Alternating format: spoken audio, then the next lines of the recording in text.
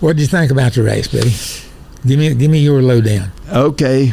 Well, I certainly watched the 43 a lot, and I would say he passed more cars than anybody all day. And then the 42 stayed up there and had a mistake there at the end. But I guess Denny Hamlin's got to think what he's got to do to win a race. You know, him and the crew chief and the crew, of course. But they just, circumstances beyond his control, I guess. I mean, especially with if they hadn't had that last caution, he was the winner. Oh yeah, by far. I mean, he done run off and left the 45 car. And then once they started, he must have had a real bad restart. I don't know what happened. Well, there was some cars. You got the 43 took two tires. And the 99 didn't take none, so you had to pass him. He's an object you got to pass. The 8 and the 22 and the 43, and then there might have been a couple others that were in front of them. Yep, so they got to pass him. But then when the 22 and the 43 was side by side, that 45 had him a running start, but he must have passed him 15 mile an hour faster. Oh, yeah. He had a good – he had more power and more go. And then the 11 car just passed the 43 the last lap. So, and they were way faster than he was, but he was ahead of them guys and got off to a pretty good start. And the 22 really didn't help him.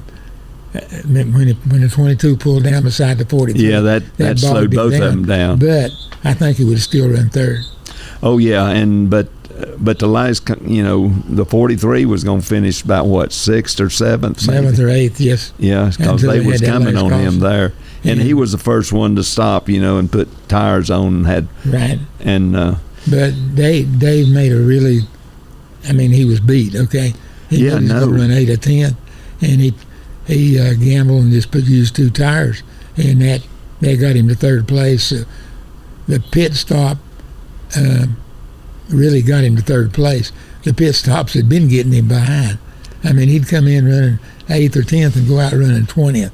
Yeah, and had 2 or 3 different times. But on some of them, Richard, some of them was putting on 2 tires and everything early because it was close to a stage. Right. You know what I mean? And then it's hard to keep up with. I know that, but if the thing, we're going back to the ifs. If they didn't have the stages like we used to years ago, they would have probably been about 8 or 10 cars in the lead the same lap. Yeah. And I think we'd have been one of them. Because those cars, once they run 15 or 20 laps, tires went away. They slowed down 2 seconds. So, some of them slowed down more than that. But I forget where it was a stage or a caution, but it was a caution no matter what. They'd already lapped up to about 20th place or so, and they was gaining on the rest of them. So that bunched them back up and helped a lot of people. It would have really, if they hadn't had the stages, it would have been really a bad race. Okay. Yeah. The way it was, the stages kept those people close, and there was a bunch of pretty good racing as they went along. Qualifying, getting back to qualifying, pit selection, all that. Yeah. Ford had 1 car in the top 10. Last week at Darlington, they had 7 in the top 10. So this thing is hard to figure, Richard. I'm telling racetrack, some people hit it and some people don't.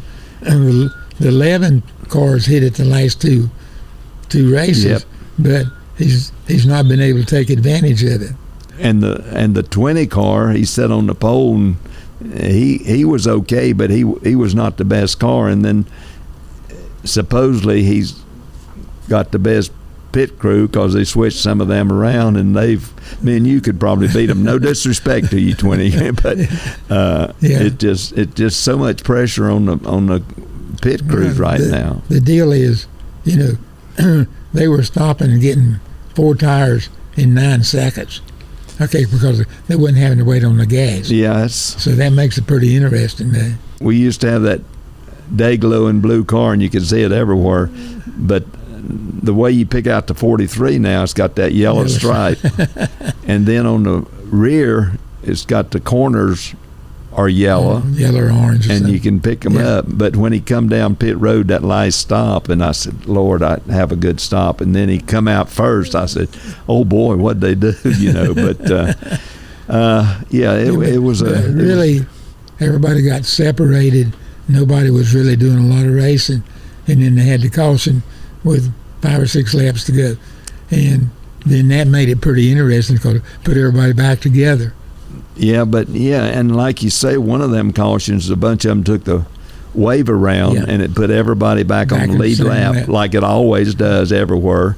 But the reason it wasn't boring for me, I kept watching the 43, and my heart rate stayed up pretty good for him. And of course, I was watching the 42 too. He I guess their last pit stop, they had a tire get away, and he had to start at the tail end of the longest line, and he came back up to 20th, which is pretty good, I guess. Pretty good, but he might have finished better than that. Yeah, something. But I don't know. It was another race, and then.